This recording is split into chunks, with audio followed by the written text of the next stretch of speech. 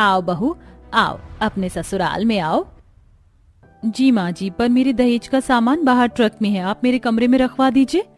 और माँ जी मेरे दहेज को भी। अरे जेठानी जी, आप क्या दहेज लाई हो? मुझे तो आपका कुछ भी नहीं दिखाई दे रहा। अरे नहीं, मैं भी दहेज लाई हूँ। देखो ना, बाहर बहुत सारा राशन रखा हुआ है। 200 किलो गेहूं भेजे हैं मेरे पिताजी ने, 70 किलो चावल और बाकी 20 किलो अलग अलग तरह की दाल। वो क्या है ना, मेरे पिताजी किसान है ना। शादी के दहेज में कोई चावल गेहूं लेकर आता है क्या? अरे देखो मैं कितना सारा सामान लेकर आई हूँ। बेड है, अलमारी है, सोफा सेट है, वॉशिंग मशीन है, न्यू गैस सिलेंडर है। तुम्हारे गेहूं चावल से कपड़े धुलेंगे या तुम उस पर सो जाओगी या उस पर खाना पकाओगी? ये सब कौन दहेज में देता है? तुमसे अच्छा तो मेरा दहेज का सामान आए। बताओ माँ जी, आपकी बड़ी बहू आपके घर में कोई दहेज लेकर नहीं आई? अच्छा सा सामान। वही तो बहू, ये है गरीब कहीं की। मैंने बोला था अच्छा खासा दहेज दे देना, लेकिन नहीं, इसके पिताजी ने तो राशन भंडार भिजवा दिया है। अचार डालें इसका। माँ जी आप तो अच्छे से जानती हैं, पिताजी ने पहले ही आपको कह दिया था कि वो इतना सारा सामान नहीं दे पाएंगे, लेकिन हाँ इतना अनाज दे देंगे जिससे घर में खाने की कमी नहीं होगी। चाट लो इस राशन को तुम। जब घर के दोनों बेटे कमा रहे हैं तो इन चीजों की कोई जरूरत ही नहीं थी। और माँ जी, ये क्या, मैं इतना सारा दहेज लेकर आई हूँ और आपने बताया नहीं कि हमारा ससुराल एक कमरे का है। अब मैं अपना दहेज का सामान कहाँ रखूंगी? इनका आटा दाल चावल तो बिल्कुल नहीं आएगा। पहले मेरा दहेज रखवाइए, इनका नहीं। ऐसे कैसे? मेरा भी तो दहेज का सामान है, वो कहाँ जाएगा? वो भी इसी एक कमरे में रहेगा। वो जितना तुम्हारा है उतना ही मेरा भी है ना माँ जी? हाँ है तो, लेकिन मेरी अमीर बहू का ज्यादा दहेज आया है तो वो रहेगा। ये तेरे 200 किलो के गेहूं का क्या मैं अपने सर पर रखूं? बिल्कुल सही कहा माँ जी ने। यहाँ पहले मेरा सामान आएगा और ये गेहूं बाहर रख दो आप। गेहूं ज्यादा है वो बाहर रख दूंगी, लेकिन बाकी चीज यहाँ रखवाऊंगी। आखिर ये भी मेरा कमरा है। अरे माँ, शादी का सारा दिन यही दरवाजे पर ही पूरा करवाना है क्या? थक गया हूँ मैं। अरे हाँ जाओ, सारे बच्चे आराम करो। माधव, मनीष, छोटी बहू का बेड उस दीवार के कोने पर लगा दो। और तुम दोनों, तुम्हारा तो दहेज का सामान ही नहीं आया है तो वहाँ जमीन पर सो जाओ। ठीक है माँ जी। दोनों बेटे एक कोने में बेड लगवा देते हैं, वहीं दूसरी तरफ आरजू गद्दा बिछाती है। उसकी मदद तृप्ति भी करती है। लाइए भाभी, आपकी मदद करवा देती हूँ, काम जल्दी हो जाएगा। आप थक गई होंगी ना थोड़ा सा। कुछ ही देर में एक ही कमरे के बिस्तर पर आराम करते हैं। अगले दिन दोनों बहू पहली रसोई का खाना बनाती हैं। तब ओ जेठानी जी, ये गैस सिलेंडर्स मैं लेकर आई हूँ, इसलिए सबसे पहले इस पर मैं खाना बनाऊंगी। आप जब तक आलू वालू सब्जी वब्जी काट लो। मन तो नहीं है मेरा कि अपने दहेज की चीज आपको छूने दूं, लेकिन बना लेना। इस चक्कर में सब लोगों को खाना बनाने का ठेका मैं तो नहीं ले सकती ना। ठीक है देवरानी जी, लेकिन आज तो खीर बनेगी, वो तो मैं अपने राशन के चावल से बनाऊंगी। हम तेरे राशन के दहेज की अभी कोई जरूरत नहीं है। मेरे घर में इतना अनाज है कि पहले वो इस्तेमाल होगा। मुझे तो लग रहा है तेरे दहेज की राशन की हमें जरूरत ही नहीं पड़ेगी। इतना सारा बेफालतू में ले आई। अरे कोई सामान ले आती ताकि मेहमान देखकर इसका तो मजाक नहीं बनाते। वही तो माँ जी। फिर तृप्ति नहा धोकर शिवानी के ड्रेसिंग टेबल के सामने आकर उसका हेयर ड्राई इस्तेमाल कर रही थी। ये देखकर शिवानी तृप्ति पर चिल्लाती है। तृप्ति, तुम्हारी हिम्मत कैसे हुई मेरा सामान इस्तेमाल करने की? तुमने पूछा? अगर मेरा हेयर ड्रायर खराब हो गया तो इसका हर्जाना तुम भरोगी क्या? 4-5 रुपए का नहीं है, 78,000 का आया है। सॉरी भाभी, मुझे नहीं पता था आप इतना गुस्सा करेंगी। मैं कभी छूती ही नहीं। पूछ भी तो सकती हो ना तुम, लेकिन नहीं। यही तो बात है कि ये एक कमरे का ससुराल है। अगर मेरा पर्सनल कमरा होता तो तुम्हें अंदर घुसने से पहले भी सोचना होता। कोई बात नहीं बहू, जाने दे। कुछ देर बाद सब एक साथ बैठकर पहली रसोई का खाना खाते हैं। फिर शादी के कपड़े धुल रहे होते हैं तो सास वॉशिंग मशीन में कपड़े धोते हुए देख खुश होती है। अरे वाह बहू, मुझे या घर में किसी को भी हाथ से कपड़े धोने नहीं पड़ेंगे। ये वॉशिंग मशीन है ना, और ये कपड़े तो बहुत जल्दी सूख गए, बस हवा लगानी है। यही तो काम है माँ जी इस वॉशिंग मशीन का। अमीर घर से हूँ तो आपने ये वॉशिंग मशीन देख ली, वरना गरीब बहू के चलते आप इन अच्छी चीजों का कभी लाभ ही नहीं उठा पाती। हाँ बहू, ऐसे गरीब बहू भी कुछ दहेज में सामान लाती, लेकिन नहीं, चावल बावल उठा लाई है। अरे सोफा सेट लगे, कम से कम रिश्तेदार तो देखते, लेकिन नहीं। माँ जी, माना कि दहेज में अच्छी चीज लेकर नहीं आई, लेकिन खराब चीज भी नहीं लाई। आपको अंदाजा भी नहीं होगा, मैं बहुत महंगा राशन लेकर आई हूँ, वो भी अपने ही पिताजी के खेत से, जिसमें कोई मिलावट नहीं है। अरे जा जा, मुझे मत सिखा। रात को सोने में गरीब बहू को प्रॉब्लम होती है। बाकी सब तो आराम से सोते हैं, लेकिन जमीन पर उसे जगह नहीं मिलती। बगल में नंद जो सो रही थी। तृप्ति, तुम थोड़ा उधर हो जाओ, मुझे जगह नहीं मिल रही है। यहाँ तुम्हारे भैया हैं, भाभी इस तरफ दीवार है और इधर भी जगह नहीं है। छोटी भाभी के दहेज का सामान भी रखा और आपके दाल चावल भी है, फिर कहाँ जाएं और सोने। अच्छा ठीक है। जैसे तैसे आरजू सो जाती है। कुछ देर बाद 2 चूहे आकर दाल चावल की बोरी को काट देते हैं और शिवानी के नए पलंग के गद्दे को भी कुतर जाते हैं। अगली सुबह जब शिवानी की नजर पड़ती है तो फिर चिल्लाने लगती है, ये भगवान, मैं तो परेशान हो चुकी हूँ। एक तो एक ही कमरा है, वो भी पर्सनल नहीं है, और यहाँ पर भी चूहे मेरा नया दहेज का बिस्तर कुतर कर चले गए। ऐसे ही तो नहीं आए होंगे। ये देखो, इनके दाल चावल की बोरी भी कन्नी हुई रखी है, जरूर वो इसी के पीछे आए होंगे। माँ जी देख रही है ना आप, गरीब जेठानी जी की वजह से मेरे दहेज के सामान के साथ क्या हो गया। अरे मैया, तेरा तो नया गद्दा था, कैसे चूहा खा गया बताओ। क्यों री गरीब चुड़ैल, देख ले, तेरे 2 कौड़ी के राशन दहेज की वजह से मेरी बहू का दहेज खराब हो गया। माँ जी, चूहे ने भी तो मेरे राशन की बोरी को काट दिया और आपने ही रसोई नहीं बनवा रखी है, तो मैं क्या करूँ। आपने एक कमरे का ससुराल क्यों बनवाया? अलग अलग कमरा होता तो आज ऐसा नहीं होता। हाँ माँ, भाभी ठीक कह रही हैं, तू तो चुप ही रह। ये कहकर सब अपने अपने काम में लग जाते हैं। फिर शिवानी ओवन में चीज पास्ता बनाकर लाती है, जिसे खाकर सास बहुत खुश होती है। वाह बहू, तूने कितना अच्छा बनाया है, मैंने तो पहली बार खाया। चलो, कुछ तो फायदा हो रहा है दहेज में तेरे सामान लाने का। इसके चावल को तो कुकर में ही पकाना होगा। छोड़िए, बेचारी गरीब जेठानी को क्या बार बार ट्रोल करना। ये लीजिए, आप भी खा लीजिए, कभी खाया नहीं होगा ना। शुक्रिया, वैसे ये बहुत अच्छा लग रहा है खाने में।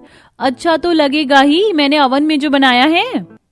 ऐसी वक्त गुजरता है। एक दिन आरजू खाली वॉशिंग मशीन की अलमारी पर अपने गेहूं और दाल चावल की बोरी रख रही होती है, जिसे देख देवरानी चिढ़ जाती है। ओहो, क्या हरकत की है आपने मेरी वॉशिंग मशीन के अंदर। चावल की बोरी क्यों रखी है? मशीन खराब करना चाहती हो क्या? वैसे ही इस एक कमरे में जगह नहीं है। अरे, इसी एक कमरे में जगह होती तो मैं चावल की बोरी इसमें क्यों रखती। जगह बन जाए इसलिए मैंने खाली वॉशिंग मशीन में बोरी रख दी, फिर बाद में हटा देती जब तुम्हें कपड़े धोने होते। नहीं, आप मेरी वॉशिंग मशीन को खराब करना चाहती हैं क्या? आप हटा लीजिए इसे यहाँ से। आरजू समझाती है, फिर भी शिवानी खुद से उसकी बोरी को निकालकर घर के गेहूं के ड्रम के साथ रख देती है। वहीं दोनों बेटे एक कंपनी में काम करते थे, जहां इलेक्शन के दौरान सारी चीज महंगी हो जाती है और उनकी कंपनी किसी इलीगल काम में होती है, जिस वजह से बंद कर दी जाती है और दोनों भाई नौकरी से हाथ धो बैठते हैं। फिर शाम को, सब खत्म हो गया, अब हम क्या करेंगे? घर का खर्चा कैसे चलेगा? जिस कंपनी में थे उस कंपनी का नाम सुनकर तो हमें इतनी जल्दी काम भी नहीं मिलेगा, क्योंकि एक्सपीरियंस हमें इस कंपनी का है, पर हमने तो कुछ गलत नहीं किया था ना। हाँ भैया, समझ नहीं आ रहा, घर वालों को कैसे बताएं? क्या हुआ बेटा, क्या बताना है? तुम दोनों बहुत परेशान हो। माँ, भैया और मेरी नौकरी छूट गई है। इलेक्शन की वजह से सब बर्बाद हो गया और अब तो हमारी नौकरी भी नहीं रही, तो घर का खर्चा कैसे चलेगा ये भी नहीं पता। क्या? ये तो नहीं होना चाहिए था। आप कहीं और देखना, हो सकता है कहीं नौकरी मिल जाए। हाँ, कोशिश तो करेंगे। हफ्ता गुजर जाता है, दोनों भाइयों को कहीं भी नौकरी नहीं मिलती और घर का खर्च चलाने के लिए अब आरजू का दहेज का राशन लाया जाता है। उसी के ही दाल चावल बनते हैं और बहू गेहूं को पीस कर घर में रोटी बनाती है।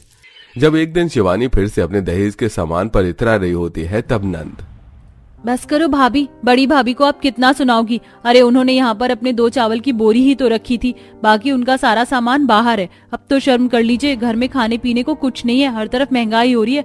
आपको पता है 1 हफ्ते से हम कैसे खाना खा रहे हैं? आरजू भाभी के दहेज का राशन, अगर वो नहीं लाई होती तो इस वक्त घर में 10,000 रुपए सिर्फ राशन पर खर्च होते। शुक्र कीजिए 6-7 महीने तक हमें राशन खरीदने की जरूरत ही नहीं है। हम सबको तो एहसानमंद होना चाहिए, लेकिन आप बस सुनाई जा रही हैं। शुक्र है तृप्ति, तुमने तो मुझे समझा। राशन का क्या महत्व होता है अब पता चलेगा। दहेज में फर्नीचर, सोफा, ओवन तो खा नहीं सकते ना। मेरे दहेज का ही तो राशन काम आ रहा है। सही बोला। और तू बहू, तूने आज तेरे दहेज में हम सबके 6-7 महीने की मुश्किल हल कर दी। हाँ, जब तक हम कहीं नहीं नौकरी भी ढूंढ लेंगे। जेठानी जी, मुझे माफ कर दीजिए, इतने समय से मैं आपको कुछ भी बोलती रही। अब से मेरे दहेज का सामान आप भी इस्तेमाल कर सकते हैं। तुमने इतना कह दिया, यही बहुत है। इसके बाद मुश्किल समय में दहेज का राशन इस्तेमाल में लाया जाता है। 3 महीने बाद दोनों बेटों को नौकरी मिल जाती है और धीरे धीरे परिस्थिति फिर से ठीक होने लगती है। अरे कोमल, खाना बनाया या नहीं? बहुत जोरों की भूख लगी है, जल्दी से लेकर आओ ना। ये लीजिए, आज मैंने रोटी के क्रिस्पी रोल बनाए हैं। रोटी के रोल? ये तुमने कैसे बनाए? बस बना लिए। आपकी कोमल बहुत टैलेंटेड है, खाकर बताइए ना कि कैसा बना है। ये तो बहुत ज्यादा टेस्टी है। हेल्दी के साथ साथ भरपूर टेस्ट भी है, इसलिए तो मुझे ये काफी पसंद आया। अब से तुम हर संडे मेरे लिए यही बनाना। मुझे पता था कि आपको ये जरूर पसंद आएंगे, इसीलिए तो मैं आपके लिए हमेशा ऐसी अलग अलग चीज बनाती रहती हूँ, वरना वही बोरिंग रोटी चावल खाकर तो हर कोई खाने से ऊब जाएगा। कोमल को खाने में एक्सपेरिमेंट करने का काफी शौक था। अक्सर कोमल डेली में जो भी खाना बनाती उसमें कोई ना कोई एक्सपेरिमेंट कर दिया करती। कोमल अपने पति आलोक के साथ शहर में अकेले रहा करती थी। घड़ी में सुबह के 5 बज रहे थे। दोनों ही गहरी नींद में सो रहे थे कि तभी उनके घर की डोर बेल बजती है। इतनी सुबह सुबह कौन आया है? अभी तो दूध वाले का भी आने का समय नहीं हुआ है। आलोक, आलोक, ये भी गहरी नींद में सो रहे हैं। लगता है मुझे ही उठना पड़ेगा। कोमल जैसे ही घर के डोर के पास जाकर उसमें बने शीशे से हॉल से बाहर देखती है तो उसे 3 लोग खड़े नजर आते हैं, जिन्होंने मुंह को कपड़े से ढक रखा था और उनके पास ढेर सारे बोरे भी थे। ये देख कोमल काफी डर जाती है। हे भगवान, ये सुबह सुबह हमारे घर पर कौन आ गया? कहीं ये लोग चोर तो नहीं है? अब मैं क्या करूं? कोमल भागते हुए कमरे में जाती है और आलोक को जगाकर सारी बात बता देती है। सुनिए जी, मुझे तो बहुत डर लग रहा है। अब हम क्या करेंगे? परेशान मत हो, मैं देखता हूँ। आलोक स्टोर रूम से एक बड़ा सा डंडा उठा लेता है और डरते डरते घर का दरवाजा खोलता है। आलोक उन लोगों पर वार करने वाला होता है कि तभी, अरे ओ बुड़बक, अब अपने पिता पर हाथ उठाएगा तू? शहर आकर सारी तमीज भूल गया है क्या? अरे इतनी कड़क आवाज, ये तो मेरे पिताजी की आवाज है। वो लोग जैसे ही मुंह पर से कपड़ा उठाते हैं तो आलोक के हाथ से डंडा छूटकर गिर जाता है। दरअसल ये लोग कोई और नहीं बल्कि आलोक के ही घर वाले थे। आलोक कोमल जल्दी से अपने सास ससुर के पैर छूकर उनसे आशीर्वाद लेते हैं। माँ, बाबूजी, सुहानी, आप लोग ऐसे अचानक? सब ठीक तो है ना? हाँ बहू, सब ठीक है, लेकिन तुम दोनों को क्या हुआ इस तरह डंडा लेकर? शहर में मेहमानों का घर में स्वागत का कोई नया रिवाज चला है क्या? अरे नहीं पिताजी, वो इतनी सुबह सुबह घर पर भला कौन आ सकता है। ऊपर से आप लोगों ने अपना चेहरा भी छुपा रखा था तो हम डर गए और हमें लगा कि शायद कोई लुटेरे घर में घुसने की कोशिश कर रहे हैं। नहीं भैया, हम जैसे ही रेलवे स्टेशन पर उतरे तो इतना प्रदूषण आपके शहर में खास खास कर सीने में दर्द हो गया, इसलिए हमने मुंह ढक लिया था।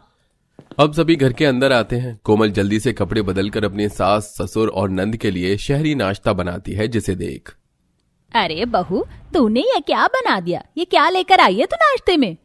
मैंने आप लोगों के लिए काफी हल्का नाश्ता बनाया है। शहर में हम सभी ऐसा ही नाश्ता करते हैं। ये ब्राउन ब्रेड, जूस, फ्रूट और केलॉग्स है।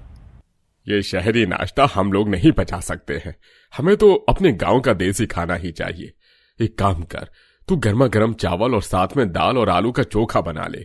माँ जी, पिताजी, सुबह सुबह नाश्ते में दाल चावल और चोखा कौन खाता है? बहू, हम खाते हैं, हम देसी बिहारी हैं और हमारी तो दिन की शुरुआत ही चावल से होती है। लेकिन माँ जी, हम लोग तो बिल्कुल ना के बराबर चावल खाते हैं और मेरे ख्याल से शायद रसोई में चावल भी नहीं है। अरे बहू, इतनी सी बात, रुक मैं अभी आता हूँ। महेश, माधवी और सुहानी गांव से अपने साथ जो ढेर सारे बोरे लेकर आए थे, उन बोरों में कम से कम 15 किलो चावल था, जिसे लाकर वो रख देते हैं। और अब कोमल उन बोरों में से चावल निकालकर सभी के लिए सुबह सुबह दाल चावल और चोखा बनाती है। बहू के हाथ में स्वाद तो है, कितना बढ़िया दाल चावल बनाए हैं बहू ने, मजा आ गया खाकर। हाँ, साथ में खट्टा मीठा आम का अचार होता तो क्या बात थी। भाभी, चावल तो खत्म हो गए हैं और मुझे और भूख लगी है, थोड़े चावल और बना दो ना। कोमल रसोई में जाती है और एक बार फिर बोरे के अंदर से चावल निकाल कर बनाने लगती है और इस बार भी चावल हाथों हाथ ही खत्म हो जाते हैं। बहू, क्या बार बार थोड़े थोड़े चावल बना रही है? ठीक से पेट भी नहीं भर रहा, एक बार में ढेर सारा चावल बना देना। कोमल की रसोई में काफी छोटे छोटे बर्तन थे, जिसके चलते उसे बार बार चावल बनाने पड़ रहे थे। अब तक कोमल 7 से 8 बार चावल बना चुकी थी। कैसे लोग हैं ये, इतनी बार चावल बना दिए लेकिन इन लोगों का पेट नहीं भरा। गांव के लोग क्या इतना ही खाते हैं? अब जाकर नाश्ता हुआ है। चलो, मैं तो अब शहर पर जा रहा हूँ। दोपहर के खाने के वक्त ही लौटूंगा। सबके नाश्ते के बाद कोमल बर्तन उठाकर सिंक में रख देती है और तभी वो देखती है कि उसके ससुराल से आए हुए 10 बोरे चावल के बजाय 5 बोरे ही चावल बचे हैं। हे भगवान, मेरे ससुराल वालों ने 5 बोरी चावल चट कर दिए और मुझे पता भी नहीं चला। अच्छा हुआ कि घर में चावल थे, वरना मुझे तो राशन की दुकान के कितने चक्कर लगाने पड़ते। नाश्ते के बाद भी कोमल को अपनी ससुराल वालों के लिए चावल ही बनाने पड़ते हैं। आप लोग इतना चावल कैसे खा लेते हैं? अगर मैं एक वक्त चावल खाऊं तो बाकी के 2 वक्त तो मुझे रोटी चाहिए। अरे बहू, चावल तो हम लोगों की जान है, जान। हम लोग चावल खाए बिना एक दिन भी नहीं रह सकते। भाभी, हम तो मांस, मछली, सब्जी सबके साथ ही चावल चाहिए। ससुराल वालों के लिए चावल बना बनाकर कोमल की हालत खराब हो चुकी थी। तीनों वक्त कोमल को बार बार ढेरों बर्तन में अपने ससुराल वालों के लिए चावल बनाने पड़ते थे। आलू गोभी की सूखी सब्जी बना रही हूँ, लेकिन इसके साथ भी इन लोगों को चावल खाने। दिन में तकरीबन ये लोग 5 बोरे चावल तो खा जाते। राशन वाला भी क्या सोचता होगा, उसकी दुकान का सारा चावल तो हम ही लोग खरीदने लग गए हैं। घर में छोटे बर्तन होने की वजह से कोमल को बार बार अलग अलग बर्तन में चावल बनाने पड़ते थे, जिससे परेशान होकर कोमल अब अपने घर के बाहर आंगन में एक बड़ा सा ईंट का चूल्हा बनवाती है और उस पर एक 5 किलो का बर्तन लाकर रख देती है, जिसमें वो एक साथ ही अब अपने ससुराल वालों के लिए 5 किलो चावल बनाती है। क्या हालत हो गई है मेरी शहर में रहकर गांव की लड़कियों की तरह। इतने बड़े बड़े चूल्हे पर खाना बनाना पड़ रहा है। मुझे तो बिल्कुल हलवाई वाली फीलिंग आ रही है अंदर से। कोमल को इस तरह आंगन में बावर्ची की तरह चावल बनाता देख उसके पड़ोस में रहने वाली सहेलियां उस पर हंसने लगती हैं। अरे पल्लवी, कोमल को तो देखा, इसने कब से बावर्ची का काम शुरू कर दिया। अरे कोमल, तुमने बावर्ची का काम शुरू कर लिया और हमें बताया भी नहीं। परसों हमारे घर पर सत्संग होने वाला, उसका खाना बनाने का ऑर्डर हम तुम्हें दे दे क्या? बस अब यही रह गया था, बची कुची इज्जत भी चली गई। अरे आलोक बेटा, लगता है आजकल मेरा शुगर बढ़ गया है। आते हुए मेरे लिए दवाई लेना। मैं तो कुछ मीठा खाता भी नहीं हूँ, फिर भी न जाने मेरा शुगर लेवल कैसे बढ़ गया। दिन भर 5 किलो चावल ठूसते हो और कह रहे हो कि शुगर लेवल कैसे बढ़ गया। ये तो वही बात हो गई कि उल्टा चोर कोतवाल को डांटे। 1 से 2 हफ्ते के अंदर ही कोमल का दिमाग काफी ज्यादा खराब हो जाता है, इसलिए अब अपने ससुराल वालों को वापस गाँव भेजने की नई नई तरकीबें निकालती है। इस दुकान पर तो इतने अलग अलग तरह के चावल हैं, कुछ अच्छी क्वालिटी के हैं, कुछ लो क्वालिटी के। काम करती हूँ, लो क्वालिटी के लेकर चलती हूँ। अब तो इसी से ही इन्हें सबक सिखाना पड़ेगा। कोमल लो क्वालिटी के कंकड़ पत्थर वाले चावल लेकर आती है, जिसका पहला निवाला खाते ही सबके मुंह में कंकड़ आ जाते हैं। भाभी, क्या आज आपने चावल साफ नहीं किए थे? चावल में कितने कंकड़ हैं। क्या करूँ सुहानी, मैंने तो 1 घंटे तक बैठकर चावल साफ किए हैं, लेकिन फिर भी कंकड़ पत्थर रह गए। क्या करें, यहाँ की दुकान वाले ऐसे ही चावल देते हैं। ये क्या बहू, आज के चावल कुछ ज्यादा ही नहीं पक गए हैं, बिल्कुल हलवे जैसे लग रहे हैं खाने में। अरे बाबूजी, मैंने भी दुकान वाले से कंप्लेन की थी, लेकिन वो चावल ऐसे ही लेकर आ रहा है। कल से मैं थोड़ा कम पानी डालकर बनाऊंगी। कोमल जानबूझकर हर रोज चावल बनाने में कोई ना कोई गलती कर रही थी, जिसके चलते उसके ससुराल वाले काफी परेशान हो रहे थे।